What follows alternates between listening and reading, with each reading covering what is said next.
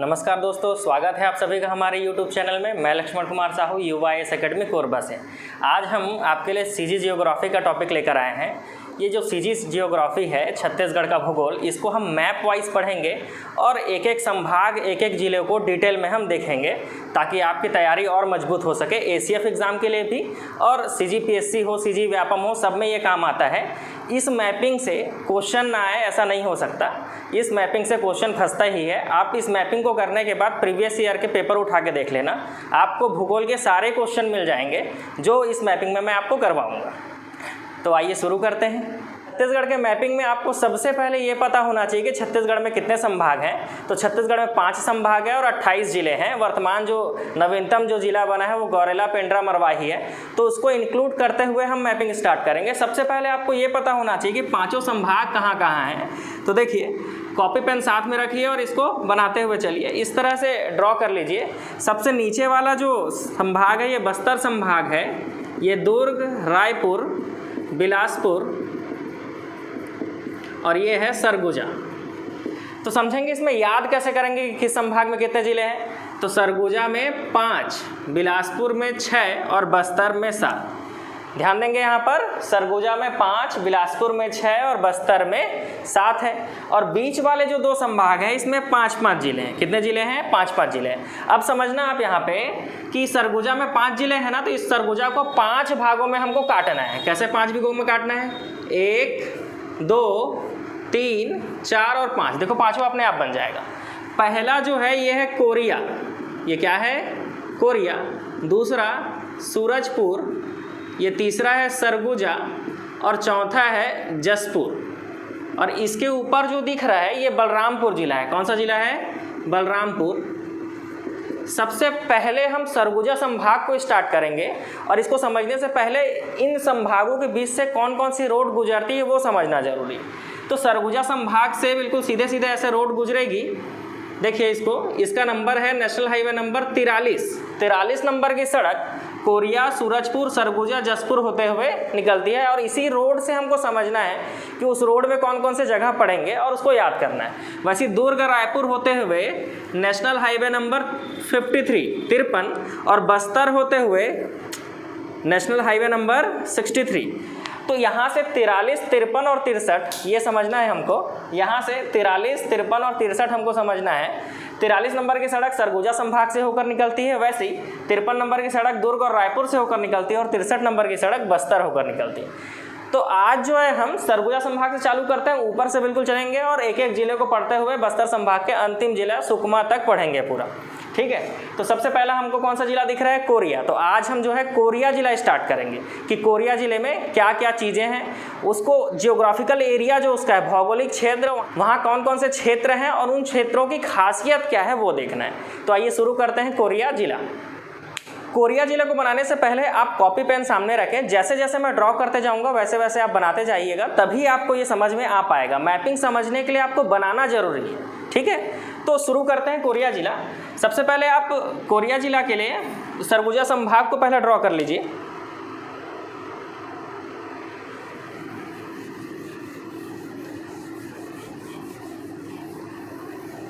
देखिए, जो सरगुजा संभाग हम पढ़े हैं उस सरगुजा संभाग को कुछ इस तरह से हम बना लेते हैं और इस तरह से बांट लेते हैं। अभी हमने पढ़ा इसके बारे में कि ये बलरामपुर है। थोड़ा जूम करके देखेंगे, है ना। ये सरगुजा है, ये जसपुर, ये सूरजपुर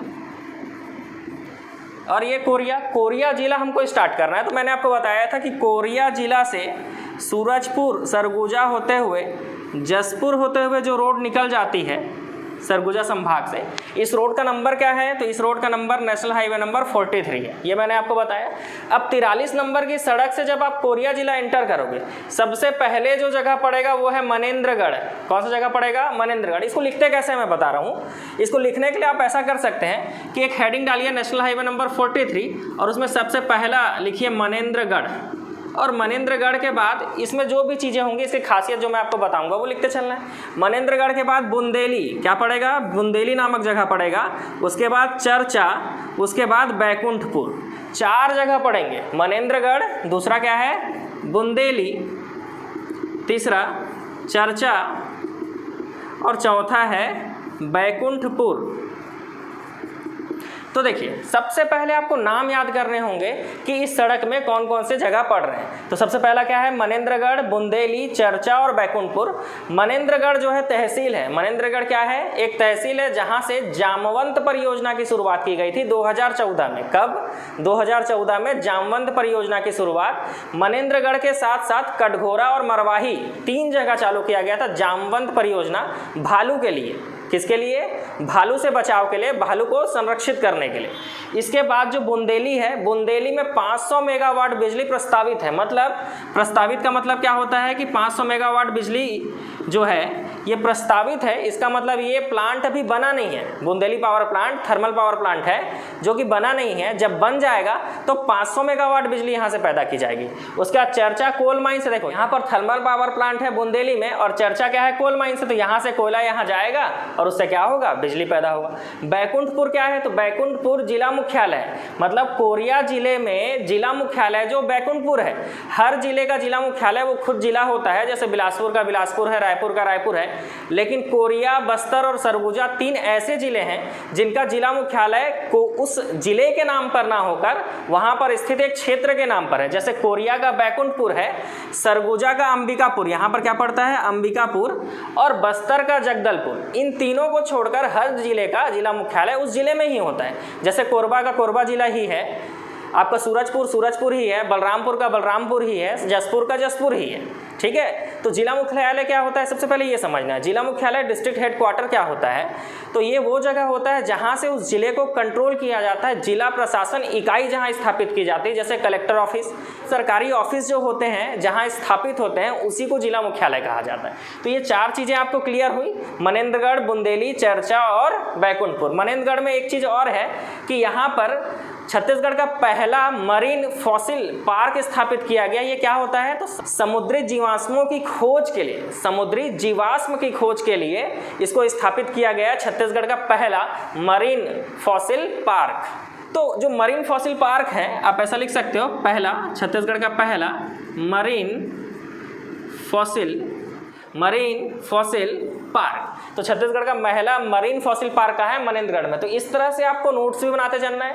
हेडिंग क्या रहेगा, NH43। जैसे यहाँ पर आपको देख के समझ में आ जाएगा कि NH43 में पहले मनेंद्रगढ़ है, फिर बुंदेली है, चर्चा है, बैकुंठपुर है। यहाँ पर नोटेशन लिखिए और इस तरफ कॉपी के नीचे नोट्स बनाते चलिए। ठीक है, इसके बाद कोरिया जिले में हम देखेंगे, यहाँ पर है चांगबखार देवगढ़ की पहाड़ी। कौन सी पहाड़ी है, चांगबखार देवगढ़ की पहाड़ी। नाम से स्पष्ट है इसमें, देवगढ़ की पहाड़ी कोरिया और सूरजपुर जिले दोनों में है। देखिए मैंने दोनों में बनाया है, मतलब चांगबखार देवगढ़ की पहाड़ी दोनों में फैला है, कोरिया और सूरजपुर जिले दोनों में। और देवगढ़ पहाड़ी की सबसे ऊंची चोटी का नाम है देवगढ़। सबसे ऊंची चोटी का नाम क्या है, देवगढ़, और इसकी ऊंचाई है 1033 मीटर। इसकी ऊंचाई कितनी है, 1033 मीटर। अब देखते हैं इस देवगढ़ की पहाड़ी में क्या क्या चीज़ें हैं। सबसे पहले यहाँ पर पड़ेगा झिलमिली, देवगढ़ की पहाड़ी के नीचे झिलमिली। देवगढ़ की पहाड़ी पर भरतपुर जनकपुर। यहाँ पर पड़ेगा आपका सोनहट तहसील, और ये है कुरासिया की पहाड़ी। कौन सी पहाड़ी, कुरासिया की पहाड़ी। 4 जगह मैंने आपको बताया, झिलमिली, भरतपुर जनकपुर, सोनहट और कुरासिया की पहाड़ी। और बीच में है गुरु घासीदास नेशनल पार्क। गुरु घासीदास नेशनल पार्क है बीच में। तो देखिए इन सबको डिटेल करते हैं। झिलमिली, भरतपुर जनकपुर, सोनहट और कुरासिया की पहाड़ी, ये चारों कोयला उत्पादक क्षेत्र है। मतलब कोयला भंडार भी क्षेत्र है और उत्पादन भी होता है। कहाँ पर, झिलमिली, भरतपुर जनकपुर, सोनहट और कुरासिया की पहाड़ी जो है कोयला भंडार क्षेत्र है। वैसे यहाँ पर चर्चा,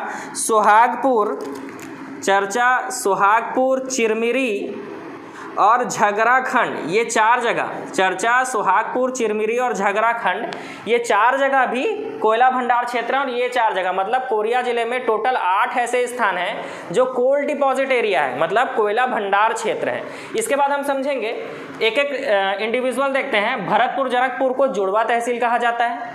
गुरु घासीदास नेशनल पार्क, इसके बारे में जब हम लिखेंगे तो देखेंगे गुरु घासीदास नेशनल पार्क जो है की स्थापना 1981 में हुई थी, जिसका क्षेत्रफल 1441 किलोमीटर स्क्वायर है। 2002 से पहले इसका नाम संजय गांधी नेशनल पार्क था। ये छत्तीसगढ़ का सबसे बड़ा नेशनल पार्क है और यहाँ नीलगाय, तेंदुआ, सांभर सर्वाधिक मात्रा में पाए जाते हैं। तो मैंने क्या क्या बताया कि गुरु घासीदास नेशनल पार्क जो कि कोरिया जिले में है, इसमें ये इसकी स्थापना 1981 में हुई थी। इसका क्षेत्रफल 1441 किलोमीटर स्क्वायर है और यहाँ नीलगाय, सांभर और तेंदुआ जो है सर्वाधिक मात्रा में पाए जाते हैं और 2002 से पहले इसका नाम संजय गांधी नेशनल पार्क था। इसके अलावा देखते हैं भरतपुर जनकपुर, मैंने आपको बताया कि यह जुड़वा तहसील है, सोनहट तहसील और कुरासिया की पहाड़ी। देखिए यहाँ सोनहट जो तहसील है, इस सोनहट तहसील से हसदेव नदी का उद्गम होता है। सोनहट तहसील में कौन सा पर्वत? कैमूर पर्वत श्रृंखला, यहाँ से हसदेव नदी का उद्गम होता है। और ये हसदेव नदी की टोटल लंबाई कितनी है? तो इस हसदेव नदी की लंबाई है 176 किलोमीटर। हसदेव नदी की कुल लंबाई कितनी है? 176 किलोमीटर। इस हसदेव नदी के तट पर कौन कौन से जगह पड़ते हैं? कोरिया जिले में। तो सबसे पहले नदी पर ही अमृतधारा जलप्रपात, सबसे पहला जलप्रपात कौन सा पड़ेगा?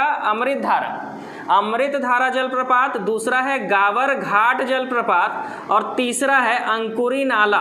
तीसरा क्या है? अंकुरी नाला। 3 जलप्रपात, झरना, वाटरफॉल पड़ेगा। पहला है अमृतधारा, दूसरा है गावर घाट और तीसरा है अंकुरी नाला जलप्रपात। ध्यान देंगे तपसी बाबा का जो आश्रम है वो अमृतधारा जलप्रपात के किनारे है। तपसी बाबा का आश्रम, ऐसा आप ड्रॉ कर सकते हैं। तपसी बाबा का आश्रम जो है वो अमृतधारा जलप्रपात के किनारे है। और अंकुरी नाला को कोरिया जिले का एयर कंडीशनर कहा जाता है। क्या कहा जाता है? कोरिया जिले का एयर कंडीशनर। तो आज हमको ये समझ में आया कि देवगढ़ की पहाड़ी, जिसमें झिलमिली, भरतपुर जनकपुर, सोनहट और कुरासिया, ये कोयला भंडार क्षेत्र है कोरिया जिले में। वैसे 4 कोयला भंडार क्षेत्र यहाँ भी है, चरचा, सुहागपुर, चिरमिरी और झगराखंड। 8 टोटल कोयला उत्पादक क्षेत्र हैं, ये पता होना चाहिए। भरतपुर जनकपुर को जुड़वा तहसील कहते हैं। गुरु घासीदास नेशनल पार्क क्या है? तो गुरु घासीदास नेशनल पार्क की स्थापना 1981 में हुई थी। इसका क्षेत्रफल 1441 किलोमीटर स्क्वायर है। 2002 से पहले इसका नाम क्या था? संजय गांधी नेशनल पार्क था। इसके बाद बगल में सोनहट तहसील है, जहाँ से हसदेव नदी का उद्गम होता है। इस हसदेव नदी की लंबाई है 176 किलोमीटर। यहाँ पर अमृतधारा जलप्रपात है, जिसके किनारे तपसी बाबा का आश्रम है। गावर घाट जलप्रपात है, अंकुरी नाला, जिसको कोरिया जिले का एयर कंडीशनर कहा जाता है।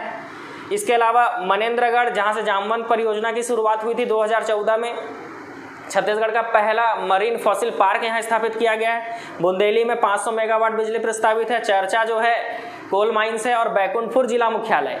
इन सब के अलावा यहाँ पर जो आपको चिरमिरी दिख रहा है, ये चिरमिरी, इस चिरमिरी को देखेंगे, चिरमिरी 14 नगर निगम में से एक है। इस 14 में से एक लिखने का मतलब छत्तीसगढ़ में 14 नगर निगम है। उस 14 नगर निगम में से एक नगर निगम कहाँ है? कोरिया जिले में, चिरमिरी में है। तो यहाँ पर हमारा कोरिया जिला समाप्त होता है। नेक्स्ट वीडियो में मैं आपको सूरजपुर जिला बताऊंगा, सूरजपुर जिले के भौगोलिक क्षेत्र। उसमें हम ये देखेंगे कि सूरजपुर जिले में कौन कौन से जगह पाए जाते हैं और कौन कौन से जगह में क्या उनकी खासियत है, ये हम सूरजपुर जिले में देखेंगे। ऐसे करके एक एक जिले का जो मैपिंग है वो मैं आपको करवाऊंगा। इसको ड्रॉ जरूर कीजिए और जैसे मैंने आपको लिखने का बताया है वैसा जरूर लिखिए। जैसे देवगढ़ की पहाड़ी एक हेडिंग बनाइए, उसमें झिलमिली, भरतपुर जनकपुर, सोनहट और कुरासिया को लिखकर कोयला भंडार क्षेत्र लिखेंगे। फिर भरतपुर जनकपुर में डैश करके जुड़वा तहसील, गुरु घासीदास नेशनल पार्क के बारे में आप जो भी जानते हैं वो लिखेंगे। सोनहट तहसील के बारे में लिखेंगे कि यहाँ कैमूर पर्वत श्रृंखला से हसदेव नदी निकलती है और जो भी मैंने इसमें आपको बताया। इसके बाद कुरासिया की पहाड़ी जो है ये कोयला भंडार क्षेत्र है। ये सब जो है आपको डिटेलिंग जो है लिखना है कोरिया जिले में। एक मैप बनाना है और हेडिंग डालना है कोरिया जिला, और आपका कोरिया जिला समाप्त हो जाएगा। यहाँ से कोरिया जिले से अगर भूगोल से लेकर कोई क्वेश्चन बनता है तो यहाँ से जरूर फंसेगा। इसके अलावा कोरिया जिले में कोल और भील जनजाति पाई जाती है। कौन सी जनजाति? कोल और भील जनजाति। याद रखेंगे कोरिया जिले में कोल और भील जनजाति पाई जाती है। और यहाँ कोरिया जिले में चट्टान कौन सा है? तो इस जिले में गोंडवाना चट्टान पाई जाती है। और याद रखेंगे कि गोंडवाना चट्टान में ही कोयला मिलता है, मतलब कोरिया जिले में क्या पाया जाता है? कोयला पाया जाता है। हमने 8 जगहों को चिन्हांकित किया है जहां कोयला भंडार क्षेत्र है। इसका मतलब यहाँ गोंडवाना चट्टान है, गोंडवाना चट्टान में ही कोयला पाया जाता है। तो यहाँ पर आज का हमारा ये वीडियो समाप्त होता है। नेक्स्ट वीडियो में सूरजपुर जिला हम पढ़ेंगे। आई होप आपको ये वीडियो पसंद आया होगा। वीडियो को लाइक और शेयर जरूर करें। Thank you so much.